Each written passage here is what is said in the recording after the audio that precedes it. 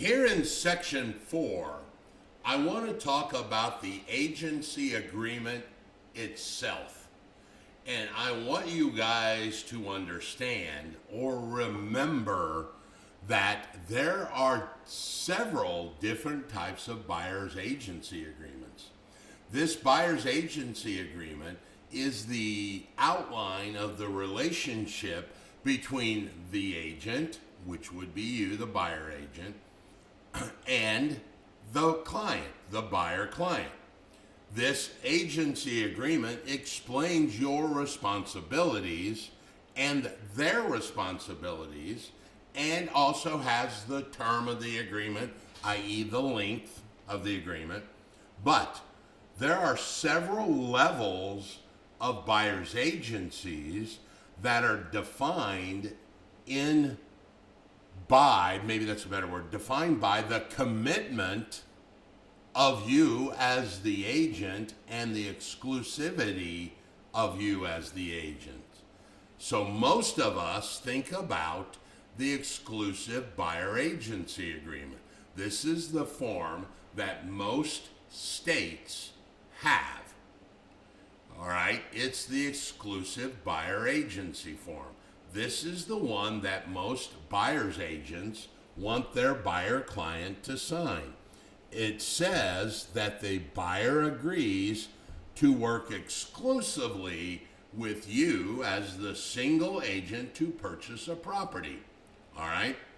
Your responsibilities are virtually the same throughout all of these agencies, by the way, because you are supposed to give the same service irrespective of whatever agency they sign. All right? So you are there to help them find a house, do the showings, help negotiate the offers, oversee the closing process. That is going to be your responsibility. You get compensated from the buyer unless that you ask for it to be paid for by the seller. If the seller doesn't pay, then your fee is going to be paid by whatever agreement that you make on the buyer's agency agreement. What is the advantage? The advantage here is that the buyer's needs get met by you as the single agent. You are going to help them get the best terms available. You are going to help them close this deal. This is a very high commitment level from the buyer to you. All right? This is the one that everybody wants to have. However, please remember, we also have this thing called the exclusive agency buyer agency, right? You guys remember this one? This now says that you are the exclusive agent that represents the buyer. If you help that buyer find a home and they close on that home, then your buyer client is obligated to pay you the commission. Once again, your responsibility is the same. However, there is a caveat to the exclusive agency. If the buyer themselves find the property without your assistance, they may not owe you a commission. Right? So if the buyer's neighbor's house goes up for sale and he walks over to the neighbor and goes, "Hey, I really want to buy your house," you may not be due a commission under the exclusive agency buyer agency because you were not actively involved in finding that property for them. Now, there are going to be questions that pop up that I know you guys are thinking here about. Well, I sent him an email that in that email was a list of properties, and that property that he looked at was in that list of emails. Were you actively involved in the process? That's typically what somebody's going to look at if you think you were. Yes, you may have had that house in an email, but you never showed them the house, you didn't talk to them about the house, you didn't specifically target that one property, they went on their own and talked to the seller, you may not have actively been involved, therefore you may not be due a commission. This is a very moderate level commitment on the buyer side. It does allow them some freedom to do their own searching. All right. Now, I am sure that most consumers or buyers are not aware of this yet.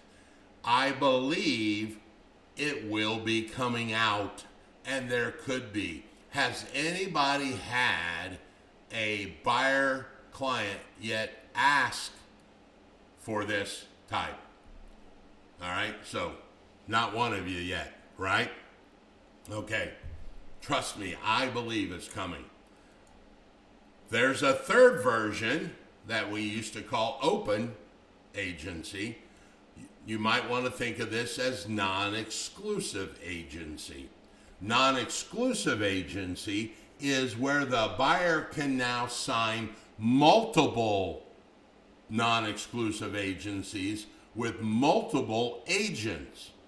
And the agent that brought them the deal is the one who gets paid the commission. All of the other agents get paid zero. All right?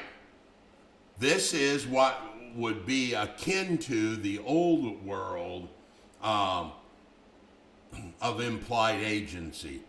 We shouldn't really have implied agency anymore, because you now have to actually have express, because the buyers have to sign an agency agreement before you show them. That's part of the new NAR rules. So there should be no such thing as implied agency now, because it's now express. Since you're not supposed to show properties, right? Everybody shake your head, yes. You're not supposed to show properties to a buyer without them signing that buyer's agency. Now, you might get them to sign this and go, hey, sign this real quick. And so when you buy this house, I get paid. Understand, if you do that and they go buy another house with another agent, then you may not get paid, all right? This is a very low commitment level. This is going to be something, and I can see both sides of this argument. There are going to be some buyer's agents that say, if my client is not dedicated to me, then I am not dedicated to them, and I will not enter into a non-exclusive agency agreement. I see that, and I see some of you shaking your heads. I also see the other side where an agent might say, sure, because I cannot get this buyer client to sign an exclusive right to sell, so I am actually going to do this one and take my chances that they will work with me only because it's my sister's, neighbor's, uncle's, cousin's neighbor on the first side. Don't ask me to repeat that. So I can see both sides of this. I'm going to tell you, it might be up to your managing broker whether they even allow you to sign these. If you are the managing broker, it's going to be up to you. And you may pass that decision, much like I have, down to my agents to say, hey, you make that decision. I'm good with whatever you decide. So that's going to be one issue where, the company may not allow you to do that. You better check with your managing broker on their insights. But I can see both sides of this argument as to being a buyer's agent. All right. There could be limited services agreement. I think you are going to see much more of this, specifically in the listing side, but it is potential for you to be limited services make sure I just made the mistake, so used to saying it, limited services, not limited agency, all right? Limited services. So maybe you are only going to do a certain amount of stuff, and for that, you are going to get paid a limited amount. I have spoken to many managing brokers as the managing broker of my company, and we have had many brainstorming sessions on what could potentially come about. And I can see something like a hourly or a flat fee for limited services. Imagine this, if you will. And first of all, let me caveat this by saying this would be ethically legal, so don't ask that question. Maybe you say, I will represent you, buyer, for a flat $1,000, but you only get to see 5 houses. I see 2 people laughing, and I see 2 people shaking their head.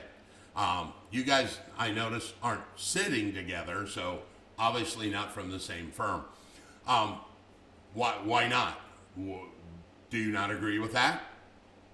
It's a limited services. Maybe you do something like, for $1,000, you get to see 10 homes, and every home over 10 is another $100. Now, I can see somebody going, that may not entirely be a good idea, because then there is a monetary pressure to pick a home without looking at all 30 on the market. And as I'm saying this, I hope you guys at home can't see this, but you guys can see that I'm rubbing my hands in the form of being worried, because I could potentially see that argument that a buyer says, I didn't have enough money to look at all the homes. I only looked at 10 because that's what you charged me, and I didn't get a true representation of the market. So, I don't know, but it most certainly could be possible. All right, it certainly is. The last thing here, same group of people, we talked about this. Now, number 5, I would be all for doing number 5, because this retainer system would actually clear up a hell of a lot of issues with clients jumping from buyer agent to buyer agent to buyer agent, because if they had to put down a $500 retainer to engage you, they would certainly be less likely to all of a sudden use their cousin who just got licensed yesterday, because now that retainer would be non-refundable, and they might have to pay their cousin the full boat of whatever they agreed and lose this non-refundable. They might say, you know what, cousin, I've already engaged Raymond and paid him a fee, so I don't really want to lose that and start working with you. Now, I know under the Sherman Antitrust Act, I can't look at all of you guys and go, hey, let's all do that and create a market, because that's a violation of the Sherman Antitrust Act. But I'm telling you, if that concept was in place, think about all of those times that you had shown houses to a buyer, and then all of a sudden they wrote an offer with their newly licensed, what did I say, cousin, neighbor's aunt, sister's uncle, because they just got licensed and they're going to use them. Well, if they would have paid you $1,000 retainer, and you go, okay, at least I got compensated for the 3 hours of homes I showed, okay? This could be an upfront retainer that is non-refundable, but it will apply to the commission at closing, so that, it balances out. So you told your buyer's agent or your buyer's client, hey, you're going to pay me 3%, and then at the closing, you get 3% less the $1,000 of retainer, and that's what gets billed to your buyer on, the closing disclosure. So I see this as potentially something that it will come about. I remember way back years ago when gas went to $4 a gallon. What was that? 03, 04, 05, somewhere around in there. There was an agent on the north side of Indianapolis that was charging their buyers a showing fee, and they claimed it was for gas and time served. Everybody at the time mocked that person and said, oh, I would never charge my client that, and they soon quit. But I'm telling you, we may now look at that person and go, oh, they were genius. They were light years ahead of the time. They were disruptors of the industry. But I'll be honest, I don't remember that agent's name, but I remember that fact. So now that might be something that you see coming out to help engage that buyer more closely with you as the buyer's agent by charging them this retainer. Coming up is the key elements of this agency contract.